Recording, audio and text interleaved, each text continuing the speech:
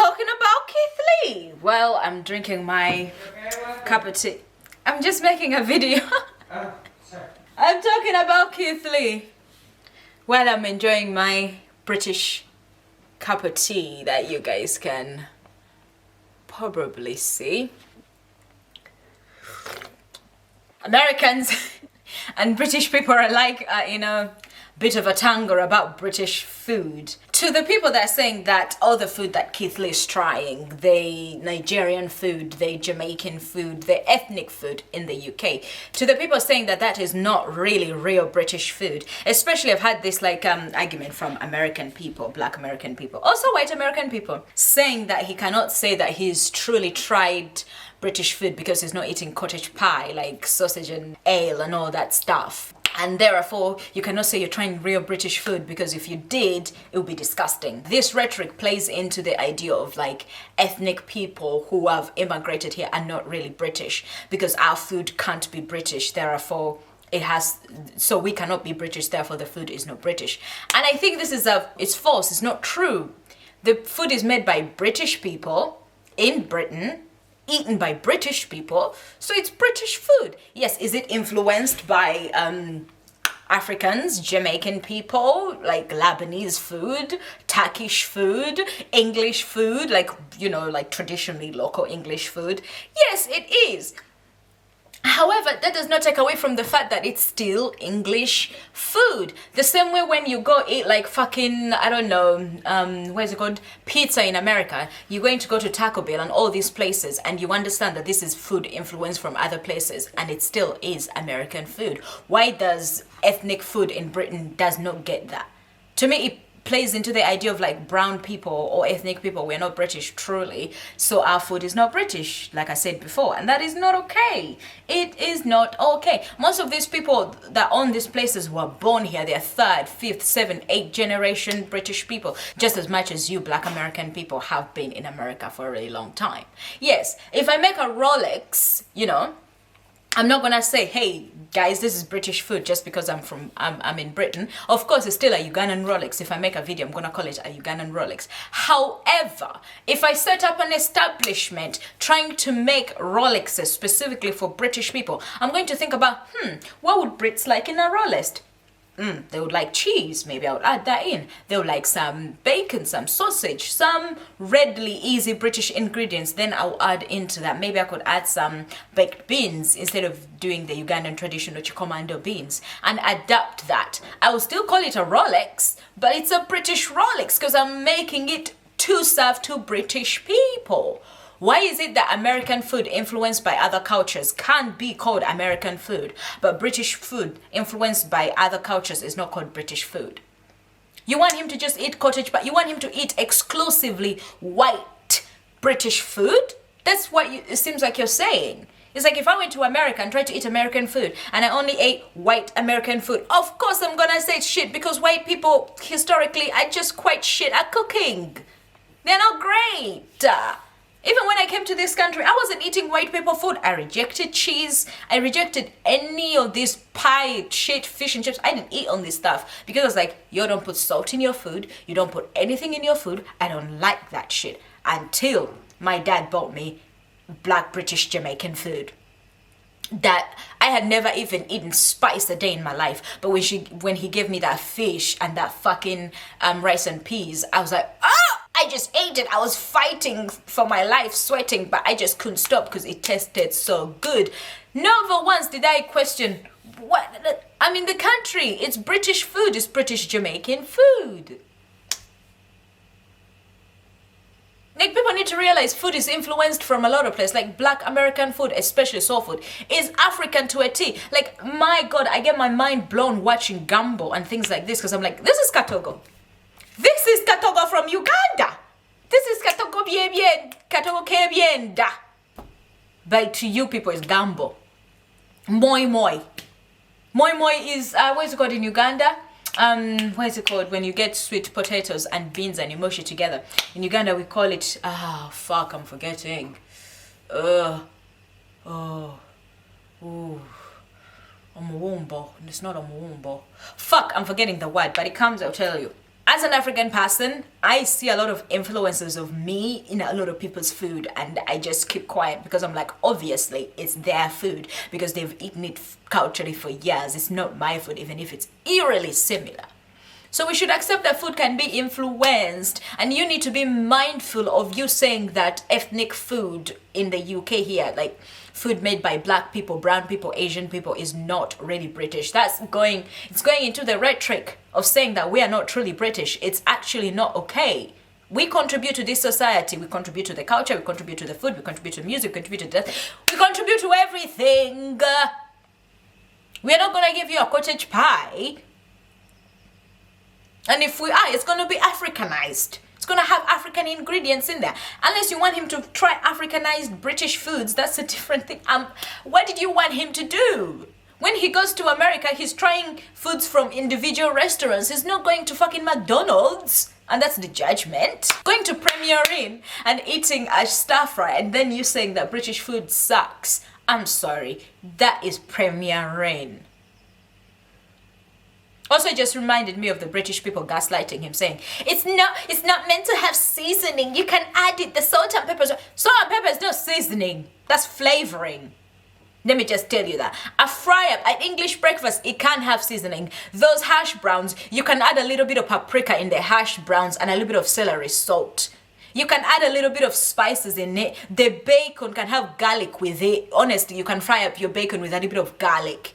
The mushrooms can have a little bit of turmeric. There are spices you can add to an English breakfast. It's just they refuse because not having, especially with white English people, not having spices and flavor in their food is a status thing because, you know, poor people started having access to spices and then the rich people are like, oh, we're eating like the poors. Now we don't have spices as a show that we're rich. Da, da, da, da. That's a big part of it. So yes, don't pretend that salt and pepper and brown sauce or whatever is actually enough spicing because I can add that shit on the food and it still tastes like ass. It's the cook, it's the chefing, it's the culture around white English food that is just like they don't want to try and they think just it being plain is it being good. No, try, I beg. Your whole fucking government colonized the whole world for these spices. Add them to your food, then maybe if you tried Premier Inn food by default, it would not be too bad. But it will be bad, it's a hotel. My point is, while I sip my cup of tea, English colonized cup of tea, because this tea is also stolen from India. But we call it English tea, a cup of tea. You don't say that the tea is not English, you make fun of fucking British people and the first thing you say is the tea and you understand that is British. It's not that he went to an exclusively like, you know, Ugandan, for example, like a Ugandan restaurant in Britain that is catered for Ugandans or African people specifically. It's not that that's what he did. He went to local restaurants just cooking food. Some of them is Nigerians and most of the UK it's a fusion. You're gonna go to Ugandan restaurants, they're gonna still serve you jollof. Are you calling that Ugandan? That's British. In a Ugandan restaurant, they're serving me fried plantain. That's British. In Uganda, we grill plantain. But it's because the Nigerian British people are influencing the Ugandan British people. That's how it works. If it can work the same way in America, it can work the same way for us. Please stop taking out our Britishness, saying our food is not British. That is not okay. And you stop defending beans and toast. It sucks, British people. Beans and toast sucks. Those beans, it's not even the toast. The toast is also shit, by the way, but it's because the beans, it doesn't matter what brand of beans you buy, they are shit. It's only good if you buy yourself some red beans and add some garlic and some onions and fry them up, you know. Basically like that black American woman did. You don't need to add in like neck bones and all this stuff, but bacon bits will be good because you make it very smoky. You can cook your beans in a nice way and beans on toast slaps. As a Ugandan, that's just another version of chukomando. But just, you don't want this sweetie sauce. And I understand because your taste has grown up to like it or whatever fucking bullshit. The truth is, it sucks and it's bad. It's almost as if it's the chef that's the problem. Like, for example, the first time I ever had a cottage pie, I was working at a waitressing job. And basically we were really hungry and they were trying to serve us, and the chef cooked a cottage pie, and I had never, this was me still rejecting like British food, I had never just willy-nilly just tried like British food that was not African adjacent. So I was just like, oh, white people food. But I was so fucking hungry, starving, and I'm about to work like a 10-hour plus shift. I had no choice but to eat this cottage pie cooked by a white man. A chef, yes, but a white man. And I ate, and I remember thinking, Immaculana, it tastes just as good as anything I've ever eaten in Uganda. Might I say.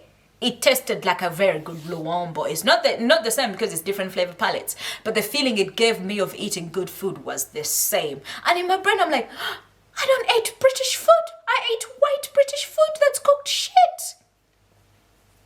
Even African food, if it's cooked shit. Like one time, we bought like a fucking Indian, and Indian, I sound like one of them people. Gonna eat an Indian. But yeah, we bought Indian food, and the food tastes like ass because the cook is shit. And we couldn't eat it. We were like, this is watery curry. We can't eat this. Bye. So it's almost as if the chef. Back to my cottage pie thing. I love that cottage pie. It was the best thing. Up to this point, I'm obsessed with cottage pie because of that day. It was the tastiest thing in the world. It was the yummiest thing in the world. It was the tastiest thing in the world. It was the yummiest thing in the world. I loved it. Up to this point, my favorite top tier meals in general, not even just British white people food, just in general, is a cottage pie. I will demolish a whole cottage pie put in my face. What bad about it? It's just bolognese sauce with mashed potato on top. Come on, people. If the cook is bad, then the bolognese sauce is gonna be bad and the mash will be poor. British food is not bad. Okay? Just find good places that cook it. If you come to the UK, for example, like Keith Lee did, to try to do a food tour. Do not go to Premier Inn, my darling. Do not go to Premier Inn. Do not go to random food trucks. You need a native local to take you around places. It's like if I went to Uganda and I ate Cafe Java's and then I say Ugandan food is shit.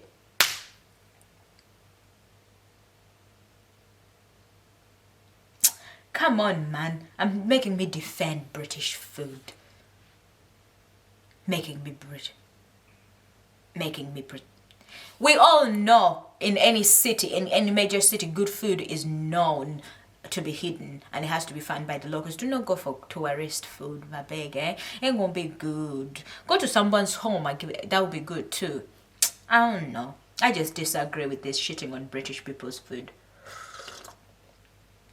Like, even when I used to shit on British people food, I had drawn the distinction that it's white British people mainly. Because you're the ones that are very, very, very, very, very not wanting to try spices and new things. But then they're the same people eating out all the curries in the restaurants. If you like the curry flavored in the restaurant, why don't you like it at home? I'm so confused. Anyway. And that's it, guys. Do not forget to eat pussy, suck dick, and everything in between. That's my video for the day. Hopefully I didn't offend people. I don't mean to offend you. I just thought I would talk about it. Don't shit on British food when I'm right here in Britain making food and my food tastes like heaven. Motherfucker. Keith Lee, come here. I'll cook you every version of British food. Cottage pie, sauces and mash. I might not cook you jelly deals because that's just an abomination. That's actually not edible. And yes, you can abuse them for jelly deals. That's fine.